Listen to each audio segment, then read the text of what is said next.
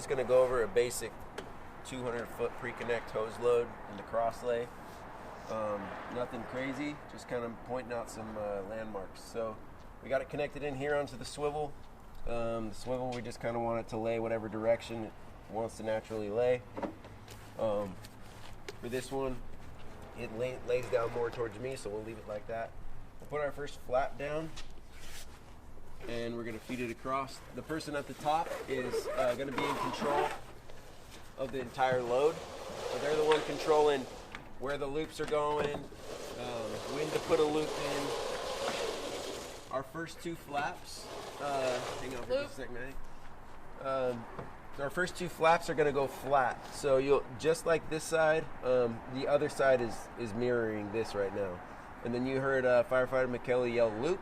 And so what we're going to do is we're going to match the same side the loops are on. So whether they're on this side, they're both going to be on the same side. Sometimes they like them separate from each other. It's just kind of we always traditionally use the engineer as the person that makes the preference. But for this one, we're going to go right here.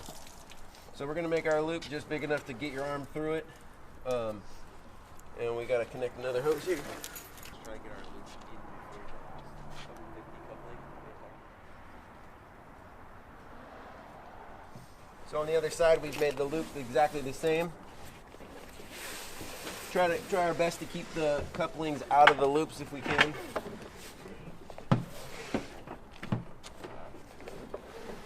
We're just switching back and forth. So we're just alternating back and forth, trying to keep it even. Every once in a while, there'll be a position where we actually have to go on the same side twice, but we try not to do that if we don't have to. Photos. Coupling coming.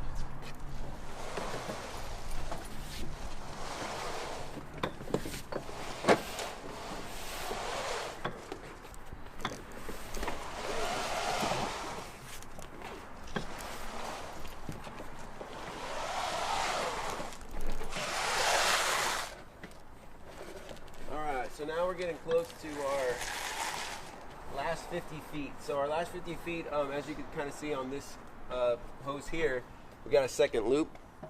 We try to make the firefighter the one loading the hose if we can, and the reason for that is most likely they're going to pull the hose. And so when they're up there, they get the ability to kind of see how that load or the hose is loaded. So they know whatever side they're coming from, they know about how much hose they got on that 50-foot loop. So generally what we try to do is put a loop on both sides or either alternating around the last coupling. So we know that when we grab that last 50-foot loop that we have somewhere in the neighborhood of 50 feet. If we were to load the coupling in and then load loops after that, most likely we're not going to get 50 feet on that last loop, which doesn't allow us to get a true 50-foot shoulder load when we pull off for the 50-foot shoulder. So let's go ahead and start a loop on that side.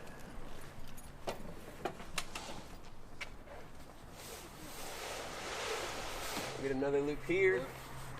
Just hold it right there for a second. All right, so if you can kind of see, we have a loop here. Captain Meineke on the other side just put his loop in as well. We have it so that the coupling is sitting on top. So if you were to pull this loop, you know that anything on top of this is going to give you 50 feet, that last 50-foot section. Same thing on that side. Since he has his loop down already and it's on top of this coupling, we know that if we pull off that side, and now the firefighter even knows, she'll get even more hose if she comes off that side than this with the 50-foot. But even though it's nominal, it's not going to make a big difference. The main thing is that we know we're at least getting 50. So that's the most important thing about that last loop load. All right, so now we're just finishing our load. Going to get the last 50 up on top here. Trying to make it clean. These are our new Elkhart nozzles. I'm going to have Engineer Barr explain them a little bit better later, but for now we got the smooth bore, which just spins off.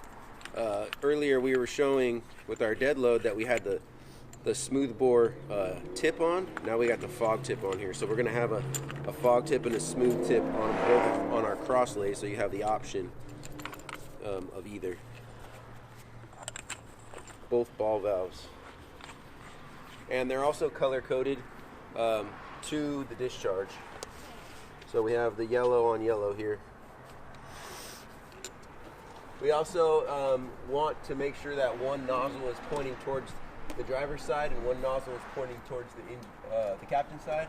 And I believe on this one, it's going to be pointing this direction, correct? So we'll have the nozzle here. If it were to be on that side, we just need to know that we got to pull the nozzle towards us before we make a 3-point or a split pull or any type of hose pull.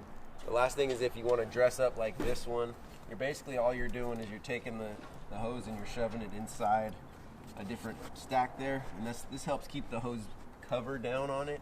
The only thing with this one is you just got to make sure that when you're pulling the hose, you kind of know where you put them. So that way you're not going to pull a different piece of hose out. It's pretty simple though. Once you see them, you could just pull them back out, and then you have your straps or your loops to pull your different hose pulls. From there we'd close the top, fingers and toes, and we should have it to where the hose covers fit right over the top of those.